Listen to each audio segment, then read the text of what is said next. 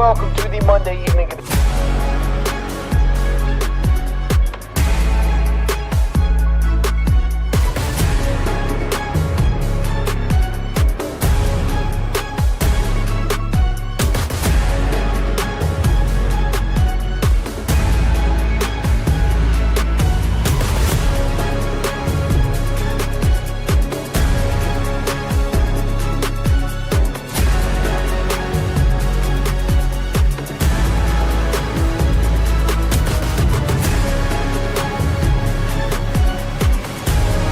Love ball like I do. After Dark, it's a must listen. That's where I go to get my hoops fixed. This is Field of 68 After Dark.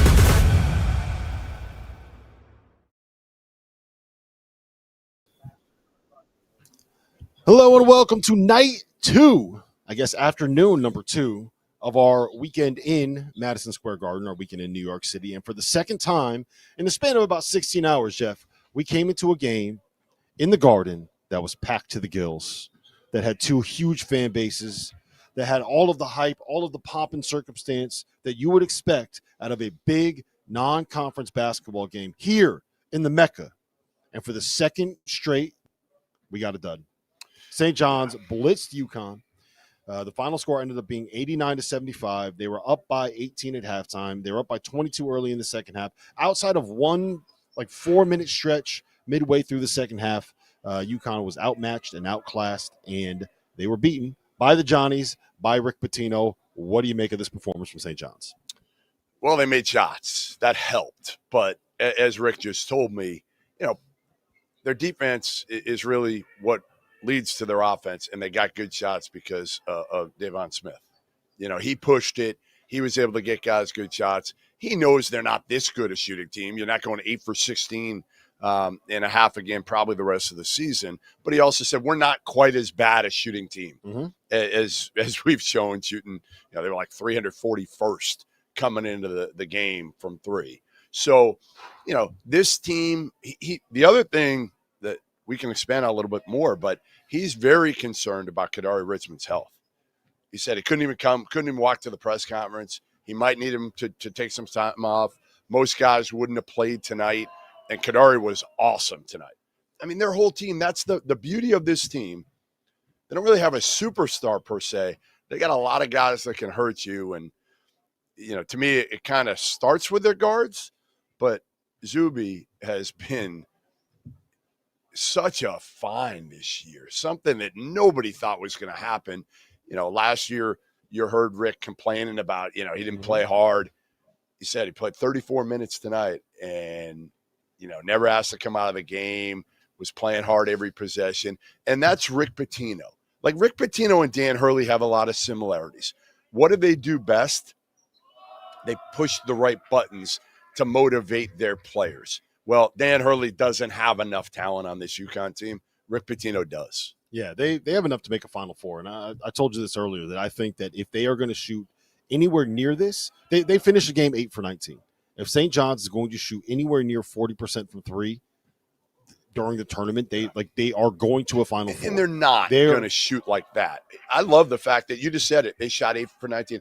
That means they went 0 for 3 in the second half. Threes in the second half. Most teams, if you go 8 for 16 from 3, what are you going to do in the second half? They're firing up. Yeah, but this team understood we have a lead. Let's kind of work the clock. Let's go downhill. That's what Kadari did. I mean, he was awesome. Well, that's also who they are, and right. The reason why, and I've kind of recycled this stat quite a bit so far this season, right? That the only two teams that have made a Final Four shooting under 33.1% are 2012 Louisville and 2013 Louisville. But the reason why I'm bullish on St. John's being able to make a part of it is their defense, part of it is the turnovers, part of it is the offensive rebounding. They maximize the number of possessions that they're going to get, right? They got Rick Pitino as a coach. Yeah. But what they are so good at is being able to get to the shot that they want. And maybe it's not the most efficient shot in college basketball, but Kadari Richmond getting to a little 8-foot, 10-foot pull-up, he's making that at 75% of the time, right? RJ Lewis getting to that mid-range pull-up, he's making those shots. And they know how to be able to scheme those. They run sets to be able to get, they'll run curls instead of having Kadari run off and the three-point line. They'll have him curl into the logo. They'll run sets to be able to get RJ Lewis RJ Lewis 12-foot jump shots, and they can make those. They know what shots they're good at. They have guys that are closers and that are finishers. And, oh, by the way, they're coached by a guy named Rick Pitino who knows how to win basketball games regardless of what the situation is. They have men. They have length. They're tough as shit. They've embraced the, you know what, we're okay with winning with our defense. Mm-hmm. You know, most guys are, well, I got to make the NBA. All these guys are thinking that way, right? I got to make shots. Instead, it took a little while. But I think Rick Pitino has convinced him, like, it's pretty cool to win with your defense here and have everybody rave about you for your toughness. You know what else it is?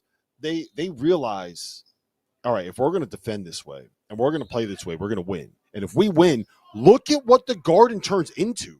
Like, this is crazy tonight. When you see it on TV, right, you can see the crowd, you can hear it a little bit, but it's so different when you're actually in there and you see Pitino coming out with the Empire State of Mind playing, and you see that was really fun.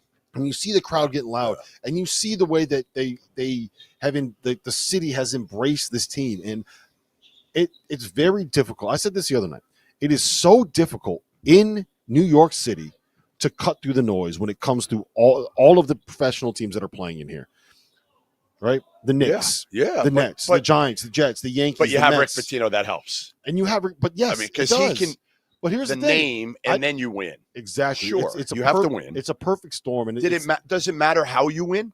I don't think it matters. And I'll tell you win. this: I think New York fans appreciate a team that is going to win with defense and toughness and physicality and get into the glass. Like that's kind of what the Knicks are. I think New York fans just appreciate a winner right now because they haven't had a lot of them over the years. I'll say this. I think Kadari Richmond is as Brooklyn of a basketball player as you are going to find. Like if you want a dude that's come up playing on the playgrounds of Brooklyn, New York, of New York City, that is Kadari Richmond's game. That is how he plays. That is what he does. It's so how far can this team go? Do you think they can legitimately win 6 straight?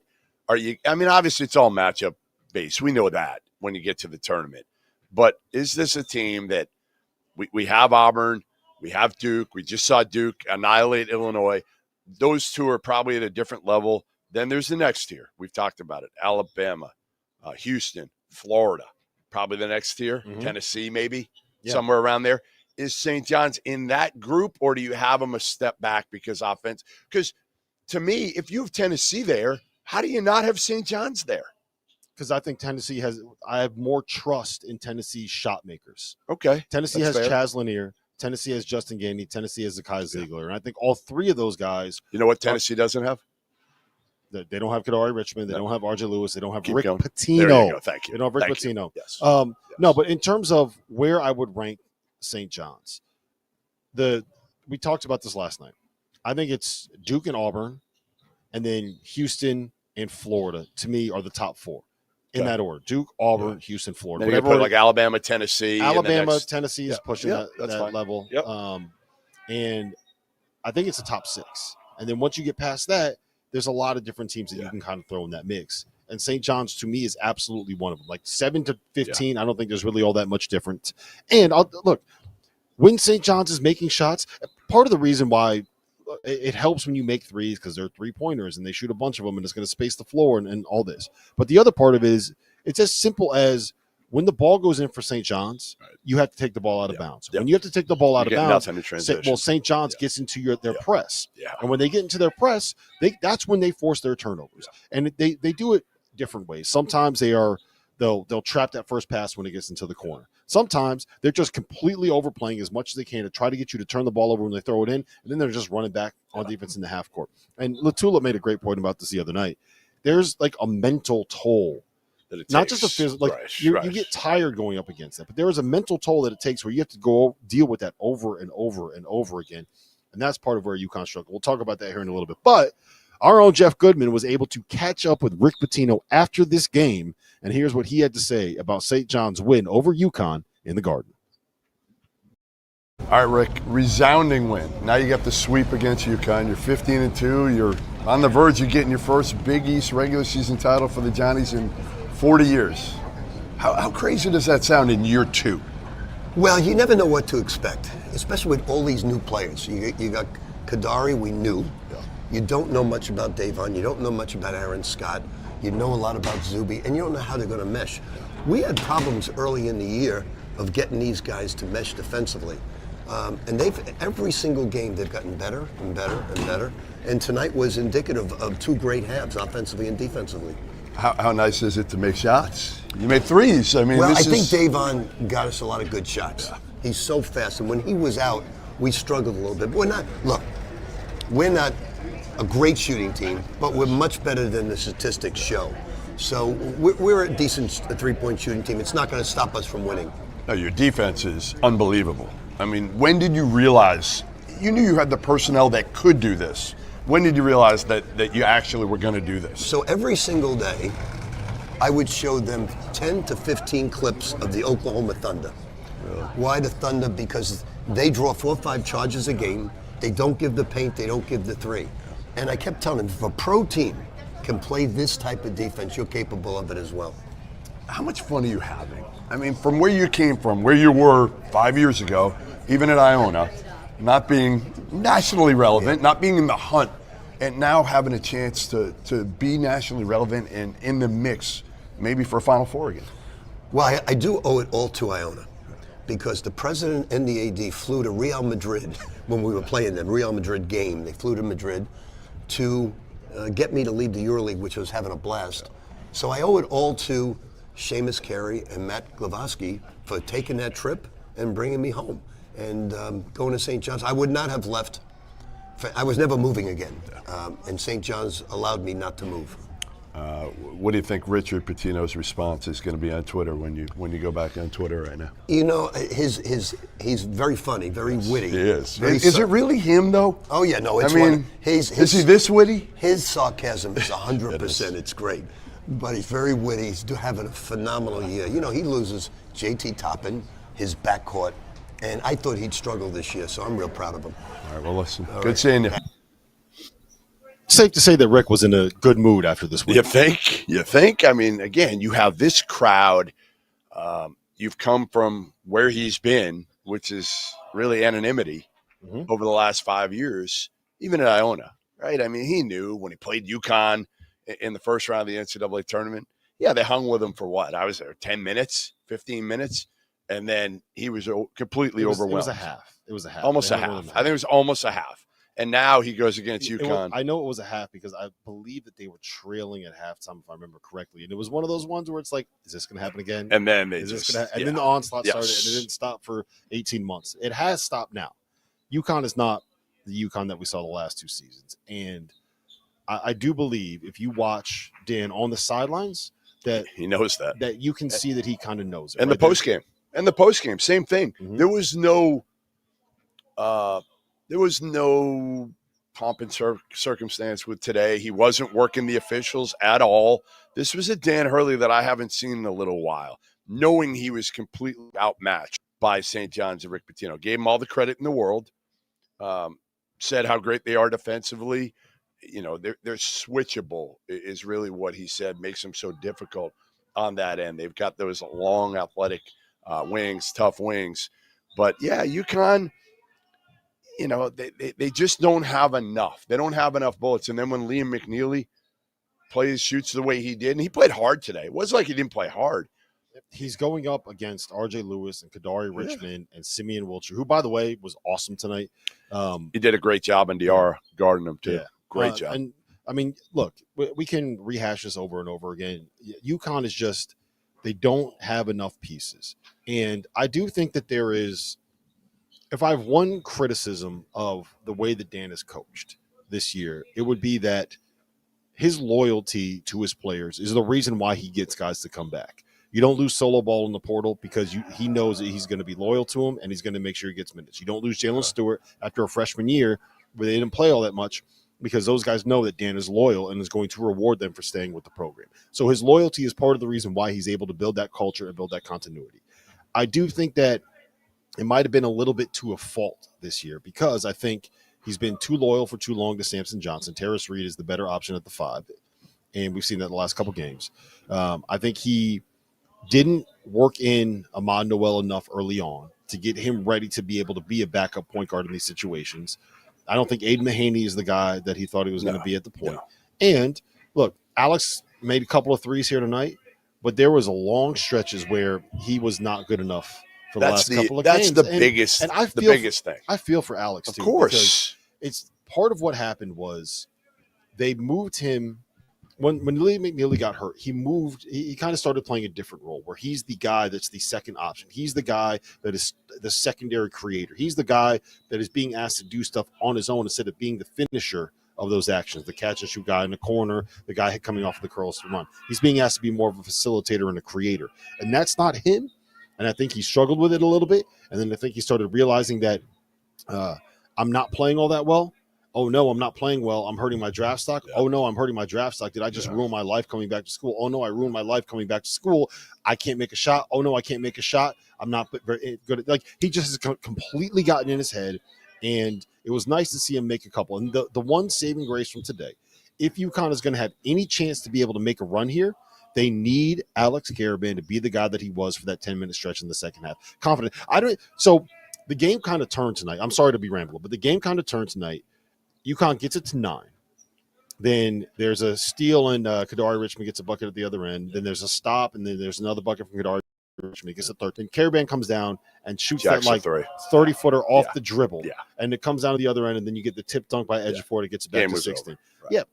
I actually don't hate that. I love that Alex took that shot because he shot that thing with confidence. He did. He shot that like a dude that was like, all right, I'm back. And let's be honest, UConn was not winning that game. The fact they got it to 9 was impressive and to show a little bit of fight and a little bit of mettle they didn't have in the first half. If they played that way, starting at the 10-minute mark of the first half, then maybe they would have had a chance. You're not erasing a 22-point deficit against St. John's in this building. The fact that he shot that means that he's playing with a level of confidence we haven't seen out of him in 6 weeks. Yeah, I mean, it's obviously a lot mental for Alex Karaban, but it's also the physical. It's also the fact that, you know what, he's not a guy that ultimately is going to be a number 1 or maybe even a number 2 guy. He was a great number 4 guy on a team that had pros, and his game doesn't really – he's not super athletic. He's not going to beat a lot of people off the bounce. He's not shooting the ball well this year. DR has come down to earth a little bit, whether it's due to the injuries or not. He's come down to earth a little bit, and that again, that changes the complexion of this game because when he could score, he could take some pressure off. Karaban didn't have to play quite as well. Well, now if Karaban's not playing well, DR is not giving you a whole hell of a lot. McNeely today, again, wasn't making shots. What do you have? What do you have? An NIT team. I mean, honestly, they look. If you told me right now, and you just watched this game today, without everything else that they've done this year, you would say that was an NIT team. And the problem is, if you look at what they've done this year, that Baylor loss doesn't look as good as it did a while ago. The Gonzaga win doesn't look as good as it did a while ago. At Texas doesn't look as good as it did a while ago. Colorado looks worse than it did. There's not a lot there. At Creighton is the one that looks Marquette, like Creighton. At Marquette at Creighton is what's probably going to end up saving them. Yeah. But I mean, I think it's clear watching Dan on the sideline. He knows that this team has run its race, and it probably is time for him to start focusing on what can I get next year. I was going to ask you that. And who are the guys that we want back?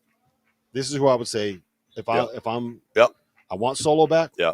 I want Jalen Stewart back, and I want Terrace Reed back. Give me those 3 guys, and then if Alex Karaban comes back out of the portal, great. That's an added bonus. Doesn't he have to come back? Karaban? Yeah. No, because what's he going to do? Probably get the similar deal to what he got last year, which is a 2-way, maybe some kind of partially guaranteed thing at the end. But listen, we got to get to a break. Unless you got to. No, I mean, again, I just think this is something where Dan Hurley, I think he thought, and again, you're tired of me saying this, but he kept telling, I have the formula. You know what? You had pros the last couple of years. You better go get pros again.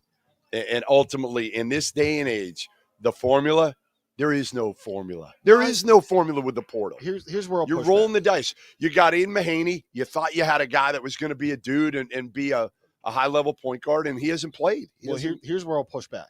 I don't think the issue is not having – the formula is build a culture, get guys that are going to be able to stay for a couple years, supplement that by plugging holes out of the portal with what you need, and try to be able to have 5 to 6 core guys returning that you can develop over the years and then fill in the holes with a Cam Spencer, fill in the holes with some of these big name transfers. And what happened was the guy that they got out of the portal that was supposed to fill the biggest hole that they had, which was the starting point guard spot, is a guy that can barely get off the bench at this point in the season. You also need maybe some more talent coming out of Bristol, Connecticut. That would help too.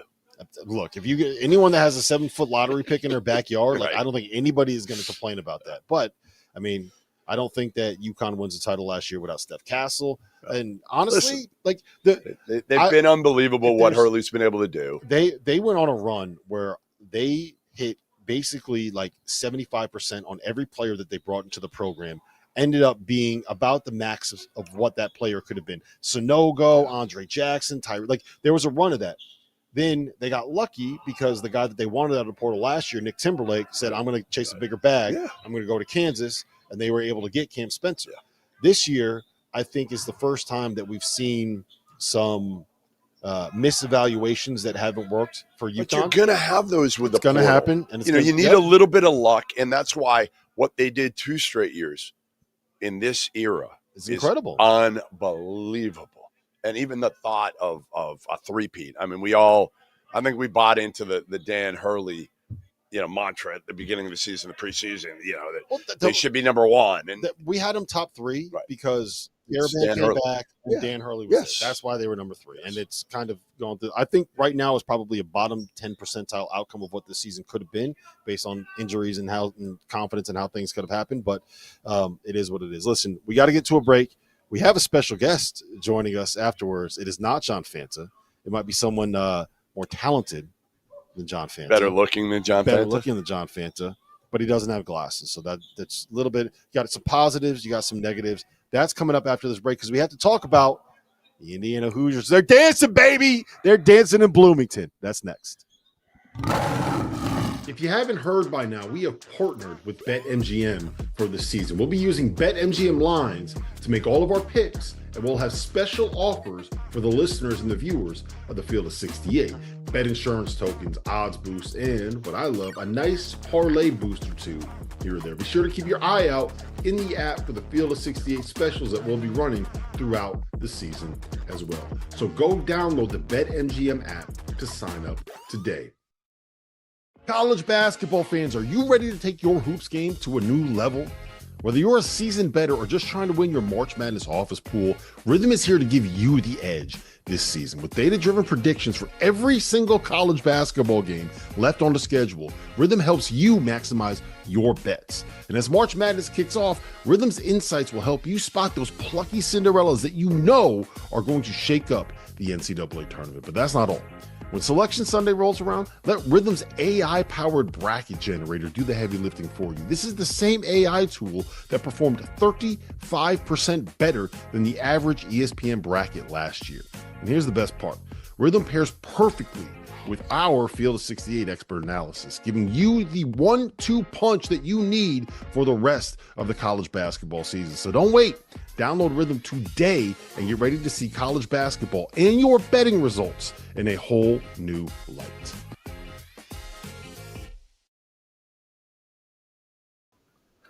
Speaking of games that turned into blowouts here on what should have been an exciting day of college basketball, the Indiana Hoosiers, 40 years to the day that Bob Knight picked up a chair and threw it at an official, which I just can't even imagine. Imagine if that happened now, if Bob Knight threw a chair at an official Who right would now. be the most likely to do it? We know the answer. I don't even know why I asked the question. Yeah, but just You'd be doing segments for weeks. segments for Years. weeks. Listen, Why weeks? Indiana, 40 years to the day after Bob Knight threw a chair at an official, hosts Purdue, who they were playing when Bob Knight threw a chair at an official, and beats Purdue 73-58. We are joined by our resident Big Ten expert. I'm calling you our resident Big Ten expert, Kevin Sweeney, to talk about this game and talk about this performance and talk about Indiana's win and talk about Mike Woodson getting the Hoosiers into the dance. Sweeney, is that possible? Can it happen? It's possible. I'm not sure I'm there yet. I think I'll have to see how the numbers move and whatever, but they have some real wins now. And to do that and do it as impressively as they did in the second half was a big statement. I don't think a whole lot of teams right on the bubble right now are making a strong case. And Indiana, with these 2 big wins here lately, has made one. I'm also going to say this.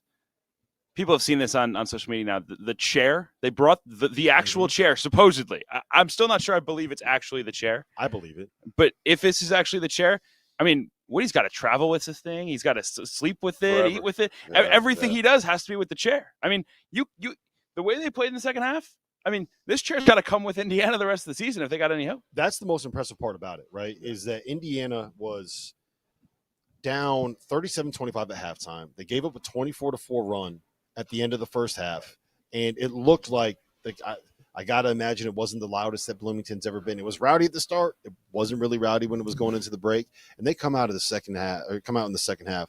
Braden Smith kicking the ball all over the place. Indiana's getting out in transition. Trey Kaufman-Wren's getting in a little bit of foul trouble, and they go on a 28-3 run, Jeff. 28-3 run. Yeah, they didn't even make threes. They didn't really make threes today. Trey Galloway was great in the second half, and this is a team that is playing for something, right? They know they're not that far off the bubble. They know they have talent. They've been criticized. They've been questioned all year. Now it's a pride thing, for these kids. I think before it's easy when you're making all this money and then a payroll over $5 million. It's a little bit easy to kind of, feel yourself. Now it's everywhere around campus. People are looking at you and you got to respond. Like, to me, and some of these guys, I give Anthony Leal, Luke Goody, and Galloway have played with heart. And then you've got, Ballo and Mbako coming off the bench today for a reason, because they have been up and down throughout the course of the year. I also just think it's a freeing thing. Like, I don't want to say Mike Woodson resigning, whatever the official terminology was like, oh, this is going to spark everything. But, like, I think these players, for the better part of 2 months, walked around with this just insane pressure of, like, every game is going to get our coach fired. Every game is going to bring the heat from this fan base. Yeah. And I think now, because he stepped away, said, like, this is it for me, everyone can kind of get around this team.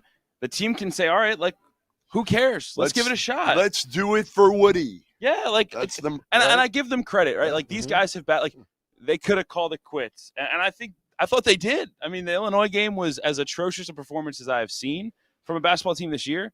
But I do think you're right, Jeff, that some of these older guys like Leal have brought a spark. Yes, play them. And I think overall it's raised the level for everybody. Like, I think Ballo's been more competitive. I think Renew was really, really good today and a game changer. I mean, look, Malik Renew is one of the most talented players in the Big Ten.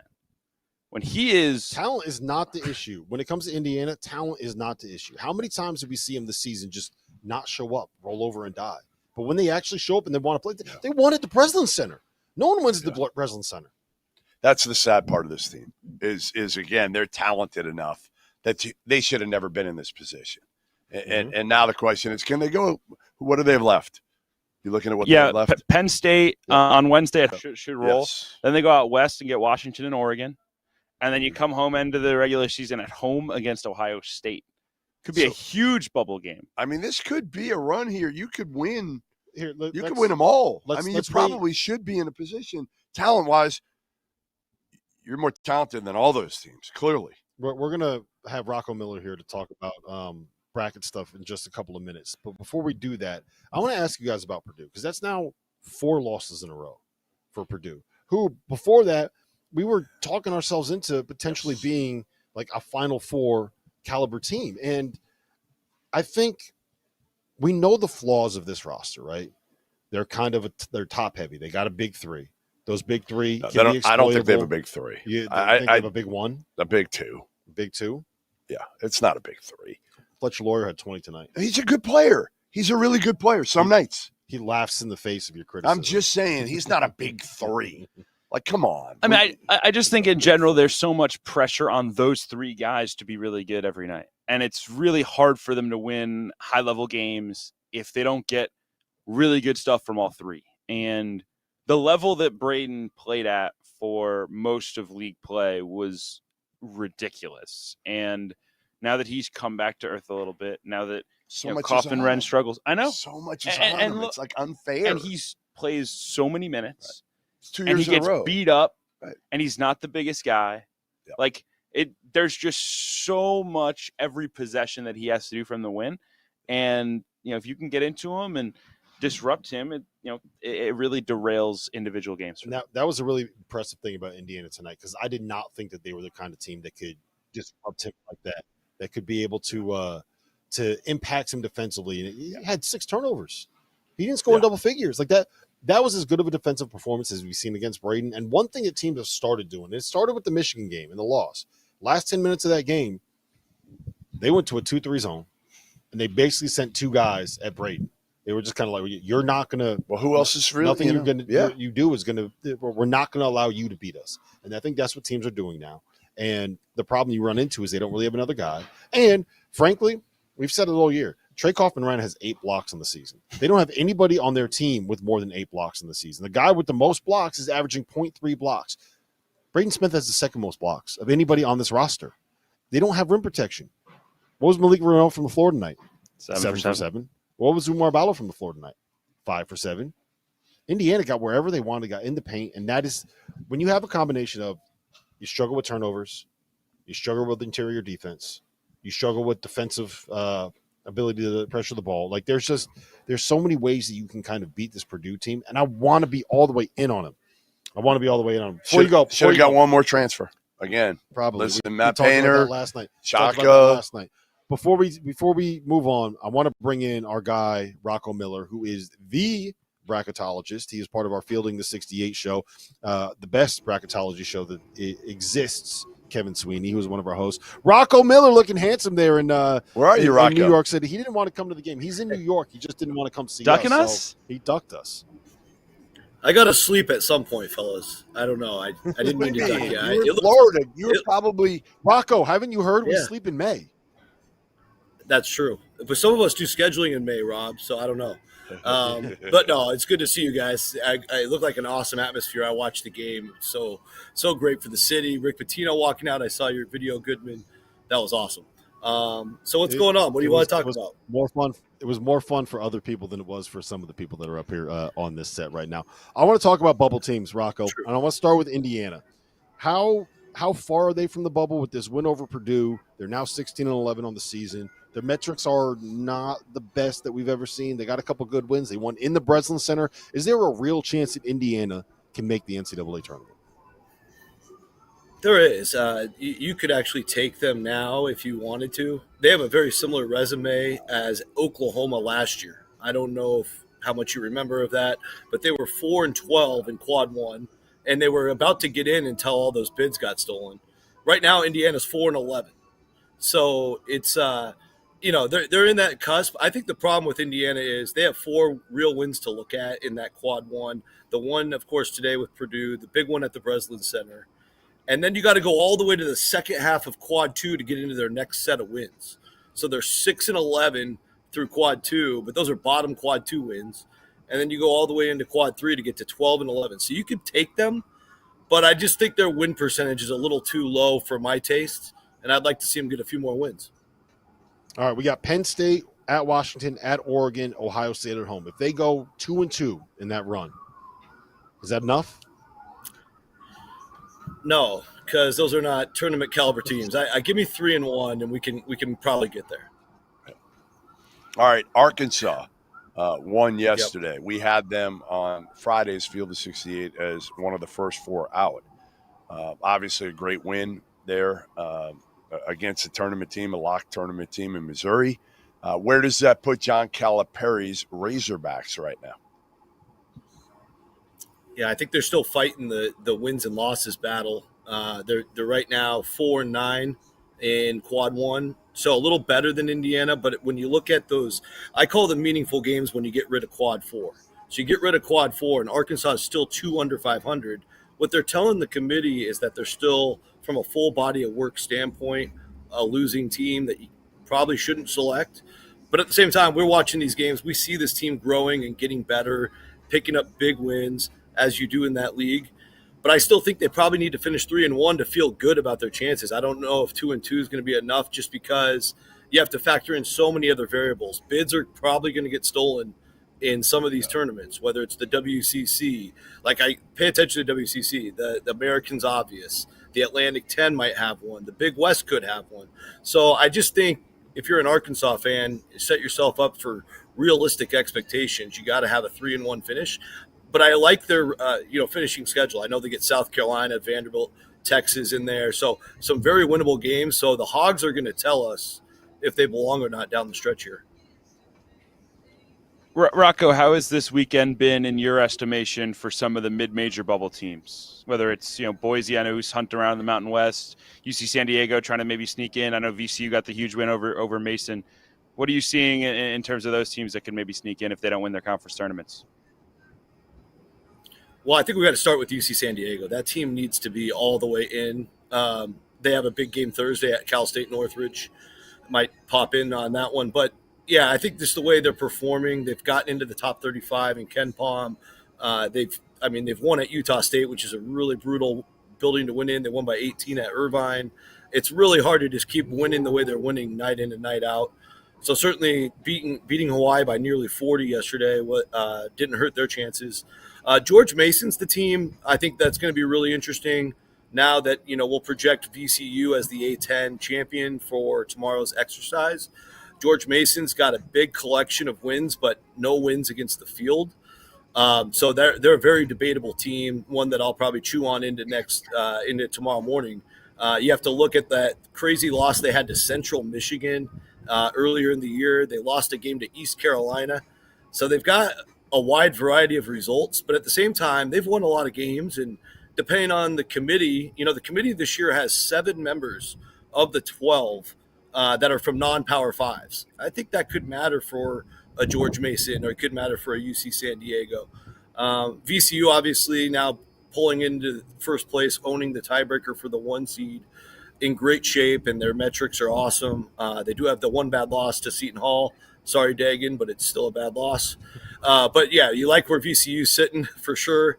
And and I think if you want to throw in some of these WCC teams, San Francisco, I think they just have to have a perfect week to really get considered. They need a better road win. They can get that at Oregon State early this coming week, and then they get a big chance against a really good net team. We're lower on Gonzaga on the board, but they're still a top 10 net for your resume. If San Francisco can get those 2 wins, I think they'll be really, really in the mix here by the end of next week. Yeah, Rocco, you mentioned Gonzaga. Their predictive metrics look incredible. And I think everything else about their resume is really, really suspect and pretty thin at this point. Is there any real possibility that a team like Gonzaga could end up not making the NCAA tournament? They just took that loss yesterday at home to St. Mary's, got swept by the Gales. Yeah, I heard what you said earlier about them. I tend to agree with you. If they got swept this next week, they go to Santa Clara Tuesday night. That would be a season sweep to the Broncos, and then lose to San Francisco Saturday at the Chase Center. They'll finish the year 6-10 in the top 2 quadrants. That's a tough one to stomach. They do have the 2 good wins. Baylor's way closer to the bubble than they've ever been right now. They might be in my first 4 to Dayton tomorrow. That's how things are slipping in Waco. So that win for Gonzaga that looked like a great win all year is starting to get suspect. They've got the road win at San Diego State, but these records are going to be pretty ugly for Gonzaga if they lose both this week. Obviously, Rob, I think in your scenario you said lose their opening WCC tournament game. And I think if they lost all 3 of those, there's a decent chance they could be out. The resume metrics are already suggesting they should be in the NIT. They're 51 in strength of resume. They're 47 in the WAB, the NCAA's WAB. And that's probably going to drop another 10 spots with more losses. Now, I don't see a world where they're going to – yes, the WAB.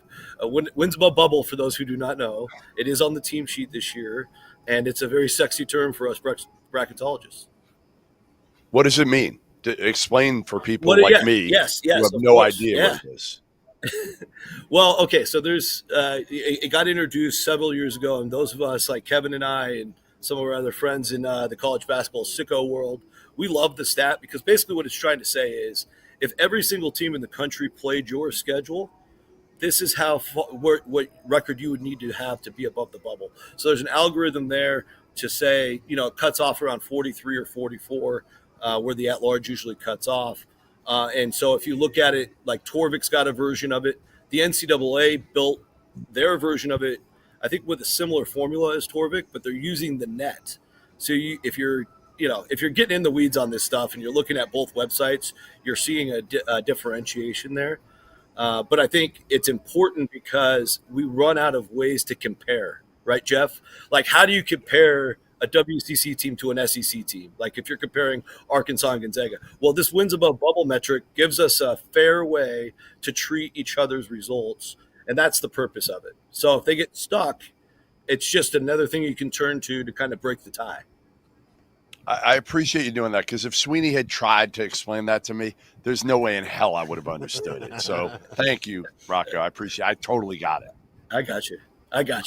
And anything on Illinois, Rocco? They're slumping right now in a pretty big way.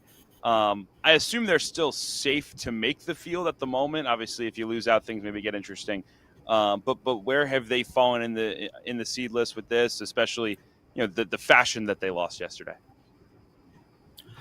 Yeah, it certainly didn't help, because one of the things Illinois was so strong at was all their performance numbers, but they just got thrashed a couple times recently, obviously yesterday included. So now they don't really have that sparkly, shiny side of their profile. For me, like, I've penciled them in for now around the 32 mark, which is the last 8 seed. And, they could fall to a 9 by tomorrow once I'm done with the rest of the process, or they might stick around that 8 level. But obviously that's a pretty far drop for a team that just a couple weeks ago we were regularly putting in the 4 to 5 range, and even sometimes talking about putting up to a 3. And, I think in terms of them losing so much that they would fall out of the field, I think as long as they can win that home Iowa game, they should be okay. But you lose home Iowa, that's their next game. I think things could get really dicey, because it's going to start throwing their records. I think they'll fall maybe one below 500 with that loss in meaningfuls. Then they end with those brutal games at the end. So just don't lose that home game to Iowa, because if they do, that's going to make things pretty interesting.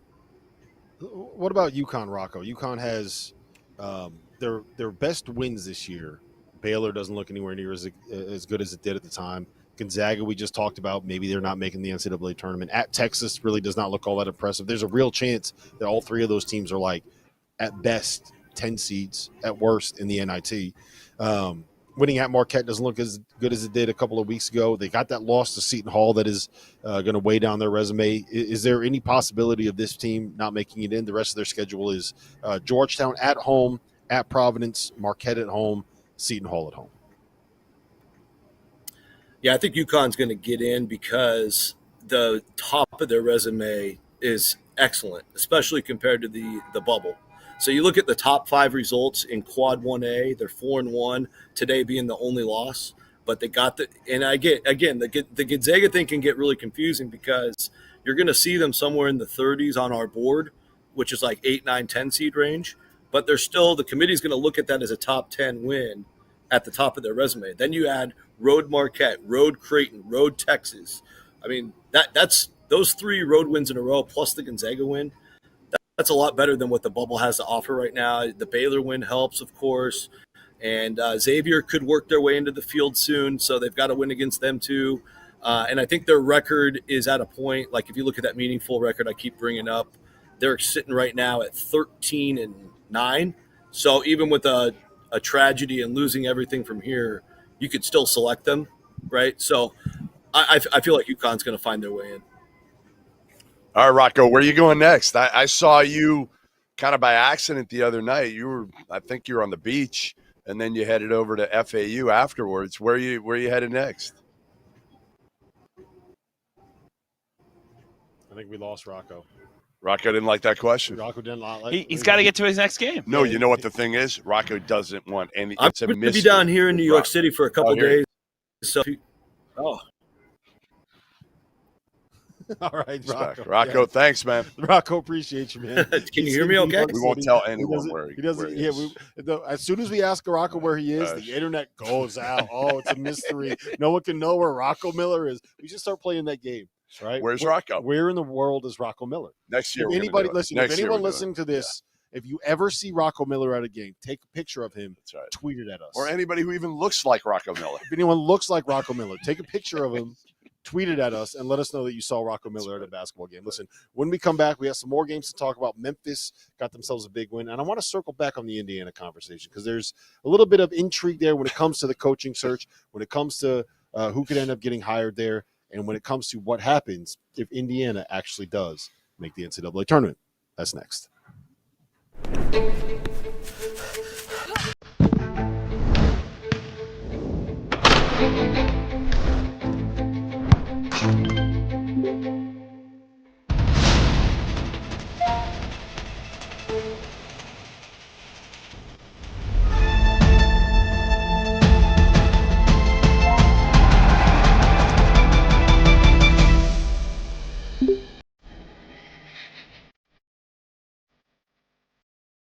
There is no sport in America that is more difficult to follow than college basketball.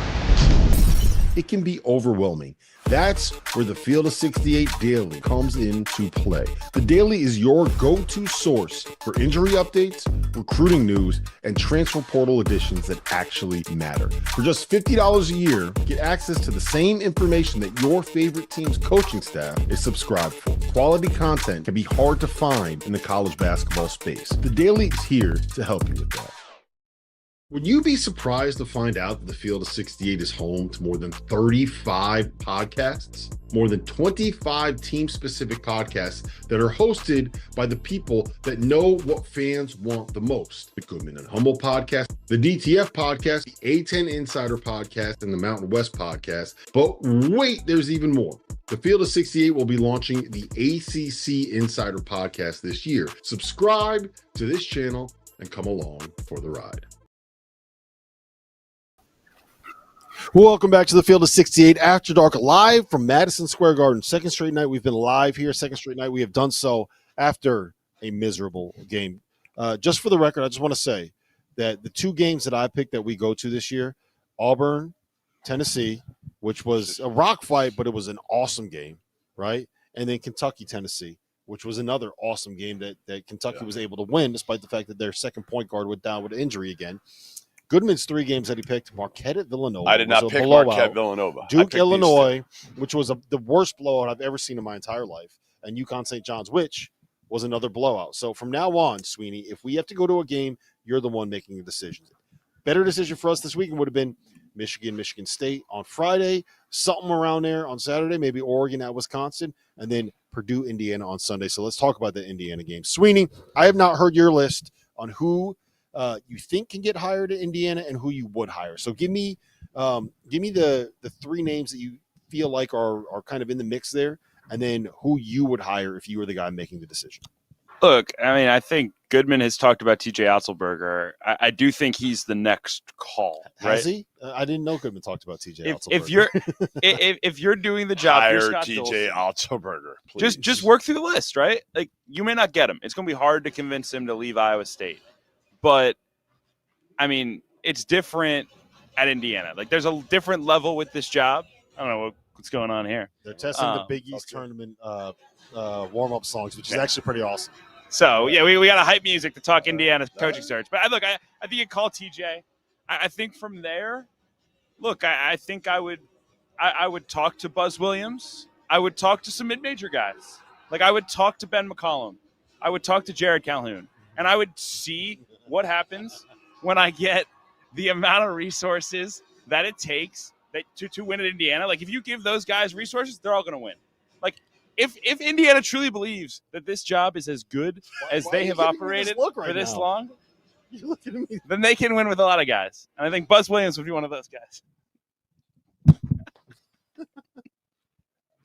I won't leave, but no, you can't hire Buzz Williams. You can't hire Buzz Williams. You just can't. You can't hire Buzz Williams. I won't go into it completely. All I'll say is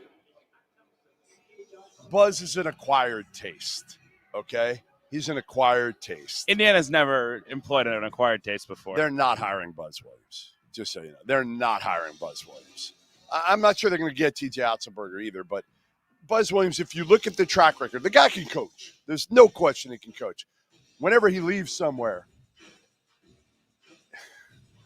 if you call over to where he's not the easiest guy to work with. How's that? He's not. I'm trying to be nice here. He can wear out to the buzzsaw. Yes, he can wear out his totally in like 5 years. Like there's a 5-year window, and that's not a bad thing. Look, who he is as a coach. But they just dealt with Mike Woodson at Indiana. They're not gonna. They want somebody that is lower maintenance, that they can deal with, that'll build a culture and be there for a while potentially. Buzz Williams has that window. He's got that window. I think Buzz. I don't know that Buzz is the guy, but I think Buzz would be similar to what Mick was for UCLA. And you like the tenure has had its ups and downs, but at the end of the day, like what that program needed was competent coaching and energy and toughness. And that's what Buzz has brought. Now, I think there's other high major names that could do that too. Like I think Greg McDermott would do it in a different way, right? It would be more about offense and skill than what Buzz would do with defense and effort. Like and I think Indiana fans would like that style more. And I'm good. I like McDermott a lot. So, but I think I just don't know if Greg is all in to rebuilding at 60 years old. I think my point, big picture, whether it's Buzz, whether it's someone else, is I don't think Indiana needs to think about this search as who can we get that's our forever coach, our next Bob Knight. Sure. They need someone to stabilize this thing. They need someone who can get them to Elite Eights and Final Fours. Maybe not when. Maybe it's not the guy that wins the national championship. You'd like to think it is, but if nothing else, they need someone who can just win basketball games and get back to relevance. Right. Be in the tournament every year. And maybe you get lucky and you go to Sweet 16 one year, and maybe you get to a Final Four. But you're right. No, you're not hiring a guy to say, hey, he's going to bring us a national title in the next 3 years. My whole take with TJ is he checks the most boxes. For sure. He checks the most boxes. Now, again, will he take it? We don't know. But I think if he's your guy and you can put a package together financially and make him feel also that the biggest question all these guys, and I've talked to a few of them here, they all say is, why haven't they won at Indiana?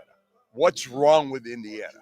And part of it is they've been slow to adapt in Bloomington because of, that culture, right? It's almost like North Carolina to some degree too. Mm-hmm. North Carolina because of Dean. Indiana because of the old guard. It's a little bit is, I don't want to say arrogance is the wrong word, but a little bit is we don't need to adapt. We're Indiana.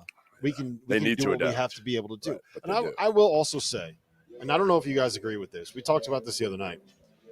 I think that if Kelvin Sampson doesn't get fired, if he doesn't make a couple of extra phone calls, then we're not even having this conversation about like what's wrong with Indiana.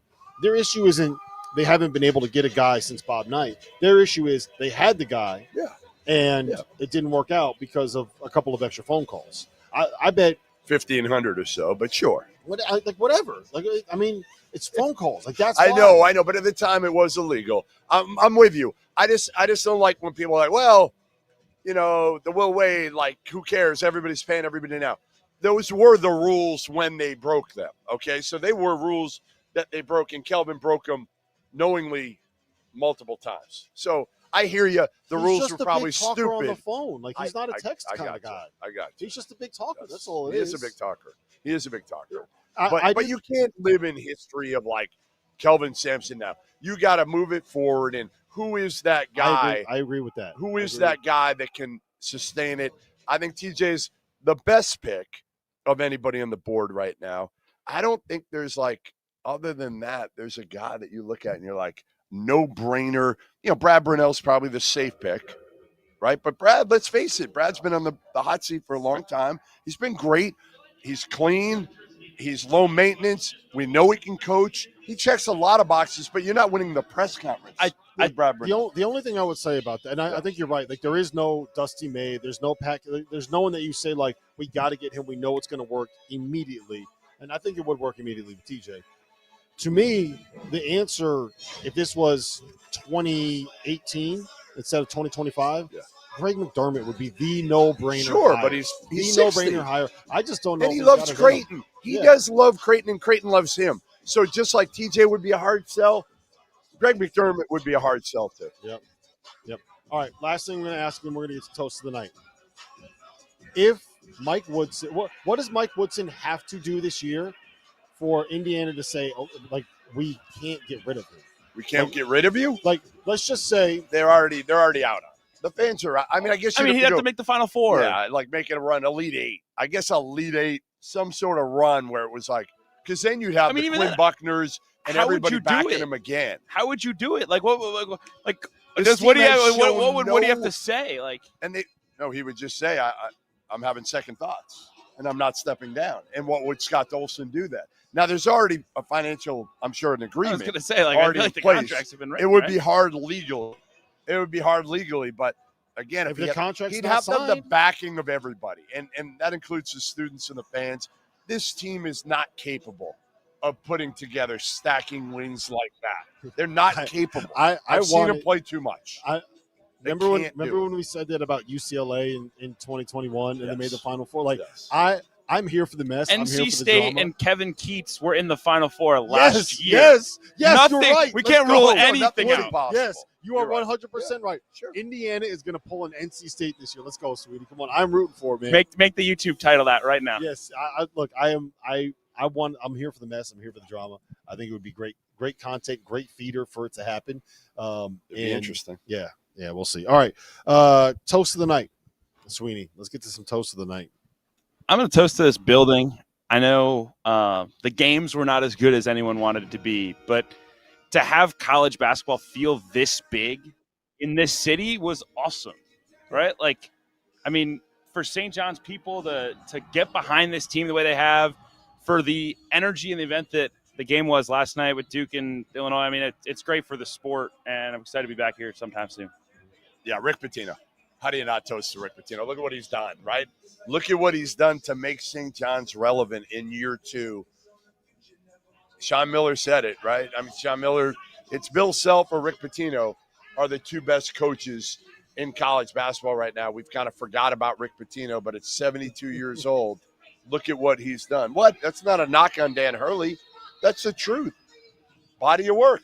What do you want me to say? I mean, Dan Hurley's got the 2 national championships still. It's a pretty good body of work. It's a great body of work, but he's done it for a shorter period of time than Rick Pitino or Bill Self. That's just the facts.